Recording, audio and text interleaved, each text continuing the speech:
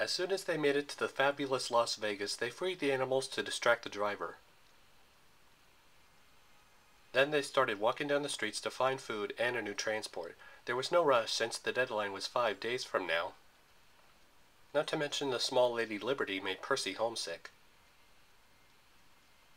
As they walked, they soon ran into a building called Lotus Hotel and Casino. The doorman got their attention and invited them in.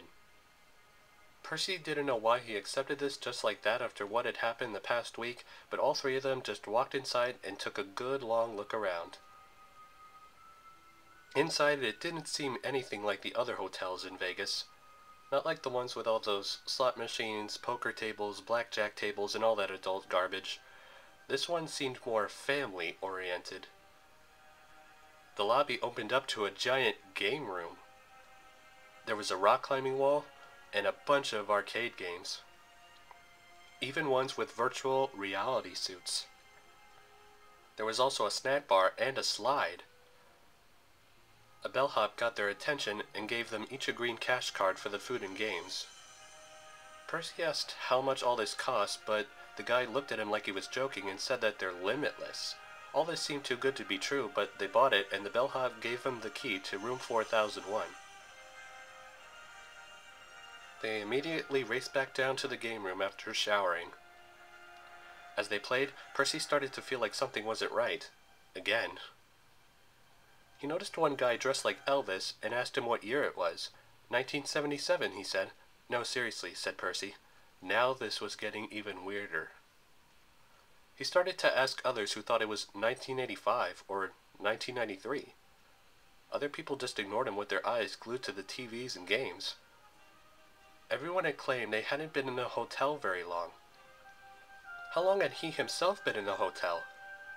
He tried to think back and remembered he was going to LA to stop Hades from starting World War III and save his mom, Sally Jackson. That was scary. He almost didn't remember his mom. That's when he snapped out of it, grabbed his friends, and they took off. Outside it was the afternoon, and storm clouds started to fill the sky. Percy went over to the nearest newspaper box and looked for the date. Thank goodness it was the same year and month. But it was still pretty bad, because it was the 20th now. They had been in there for 5 days, which meant the deadline was just hours away.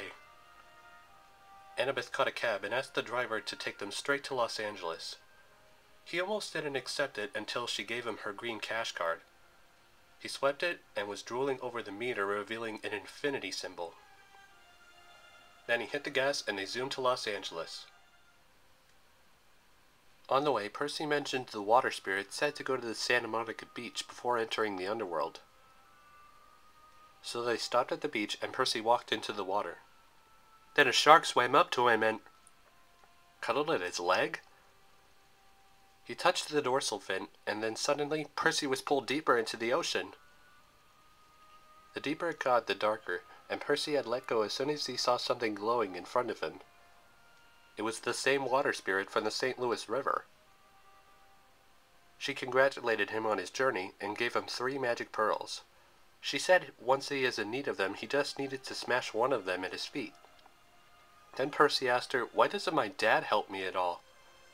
She said it was forbidden and assured him Poseidon does have great interest in him. She also gave him another warning. What belongs to the sea will always return to the sea, she said. After that, the water spirit said goodbye and disappeared into the void.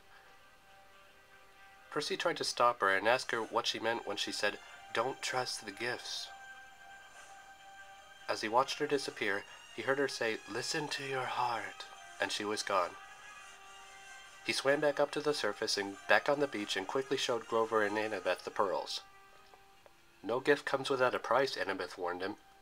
Just wait. Whenever they asked someone for directions to the DOA studio, they said they'd never heard of it. It wasn't even in the phone book.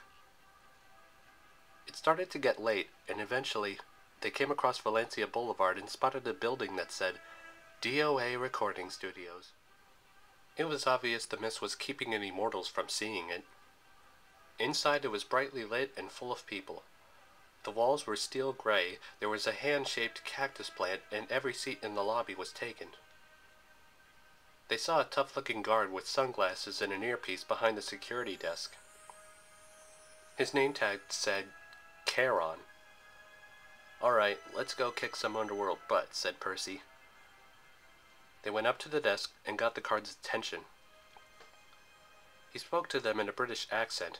"How may I help you, little dead ones?" he asked. "We need to get into the underworld," Annabeth told them. They tried to trick him to think they were dead, but it didn't work. Then Percy pulled out all the remaining drachmas in Ares' bag. "I'll bet Hades doesn't pay you enough for all your hard work," he said. Karen was convinced, so he scooped up the coins and said, "Come along," and led them all into an elevator. But seconds later, Percy realized they were moving forward instead of down, and it started to get darker in the elevator.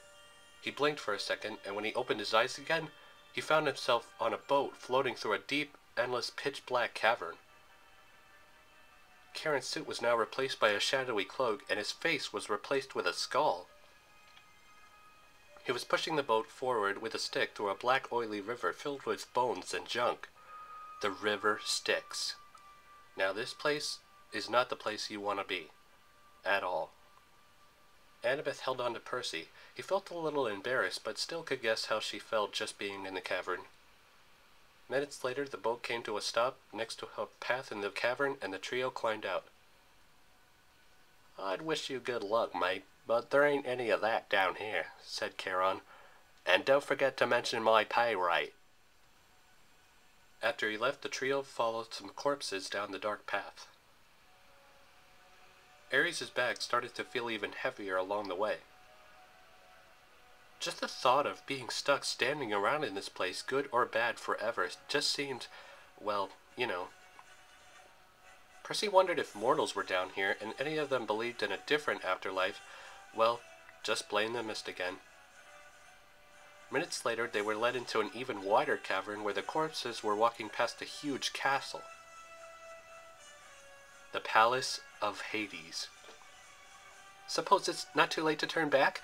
Grover said nervously. "Maybe we should try some of the other places first." "We'll be all right," said Percy, trying to stay cool. They kept walking when suddenly Grover was pulled away from the palace. The winged shoes picked up speed, and Grover couldn't get them to stop. "Maya, Maya, 911, help!" he shouted.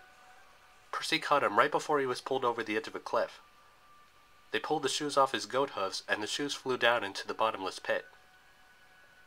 Then Percy took a good long look at it, and the hairs on the back of his neck stood up. He recognized the chasm from the dream he had, and now he started to hear a dark, evil voice from deep below. Annabeth heard it too, and she said, "Tartarus. The entrance to Tartarus." Percy could almost make out some words from the voice down there, but they sounded even more ancient than ancient Greek. But they didn't stay long enough to find out. They walked back up to the huge gates and stepped inside. The courtyard was decorated with Medusa's statues and some jewels that were lying on the ground. Percy realized his bag started to feel even heavier, more heavier than it was before reaching LA, or even before seeing the palace. The place also had guards, which were just animated skeletons dressed in so many different uniforms from so many different times, like for instance some from World War II or the Civil War, some that were British or ancient Greek, and pretty much anything else you could think of. They walked through another big door that led into a throne room, and right there, in the middle of a room on a huge chair made of bones, they saw him. Hades, third of the big three, Lord of the Underworld. He had to be at least 10 feet tall, and was dressed in black robes that matched his long hair, and his face was pale.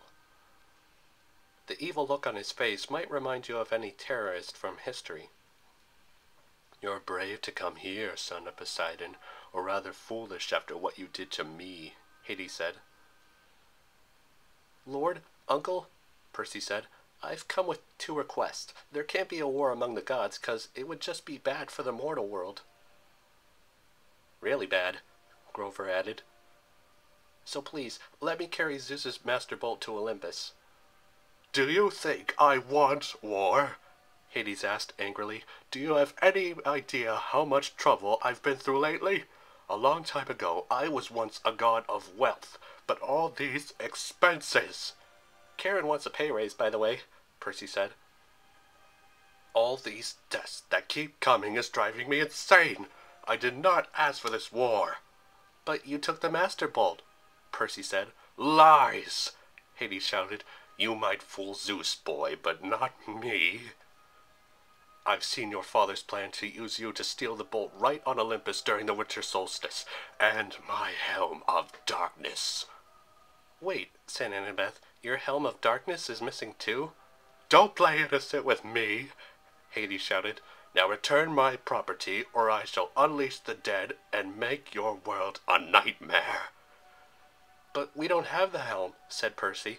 We didn't even know it was missing. We just came for the Master Bolt. Which you already possess, Hades shouted. You brought it here thinking you could threaten me. But I don't have it, said Percy. Open your pack then, said Hades. Then Percy remembered how heavy his bag started to feel. He pulled the bag off his back, reached inside and felt something made of glass. He pulled it out, and he couldn't believe it, but there it was. Zeus's Master Lightning Bolt. It was a light of pure energy, sealed inside a glass cylinder. Well, I didn't really ask for the bolt, but since it's here, I can make some use of it, said Hades. And I suppose we could make a fair trade. He stretched out his hand, and a ball of fire exploded. It magically revealed Percy's mom, frozen in the moment she was squeezed by the Minotaur. I knew you'd come to bargain with me eventually, Percy Jackson, said Hades. Now return my helm, and perhaps I'll let her go. Percy, we can't let him have the bolt, Grover warned him. Then Percy took out the magic pearls. Maybe they could get them out of there. Ah, my brother and his little tricks, said Hades. Too bad there's only 3 pearls, and the rules are 1 pearl, 1 person. I'll stay here, Percy. You get your mom out of here, Grover said. Don't worry, satyrs don't have souls like mortals. No, I'll stay, said Annabeth. You gotta get your searcher's license back. Then Percy thought for a moment and remembered the prophecy. You shall go west and face the god who has turned. So whichever god that was, it honestly wasn't Hades. He said it himself. He didn't want war, and they had the proof that he wasn't the thief. You shall find what was stolen and see it safely return. So he did find the bolt, so he couldn't give it up now. He had to get it to Olympus. You shall be betrayed by the one who calls you a friend. So whoever that was, it honestly wasn't Grover or Annabeth. After all they've been through together on the quest, they've stopped at nothing to make sure Percy stayed alive, and have done absolutely nothing otherwise. Annabeth gave him her invisible cap to sneak past the Furies. She told him how cutting Medusa's head off would defeat her. Grover separated Percy from Medusa by knocking her in the head. He kept him from falling to his death, even though he couldn't hold on. And if he hadn't taken the flying shoes from Percy, then Percy would have been the one pulled into Tartarus, even though they didn't know until the last minute. And now they were both willing to give up their lives just to save him and his mom. And failed to save what matters most at the end. Now Percy knew exactly what that meant. He was desperate to sacrifice himself to prevent that from happening, but he knew how his mom would feel. She'd never forgive him. He knew his destiny. He had to make it to Olympus to return the bolt and save the world. All 3 of them each took a pearl. Then Percy looked at his mom. I'm sorry, Mom. I'll find a way. You dared defy me, demigod? Hades shouted. All 3 of them smashed the pearls at their feet, and each of the pearls produced a green bubble and carried the demigods up and out of the afterlife and back up to the Earth's surface. No!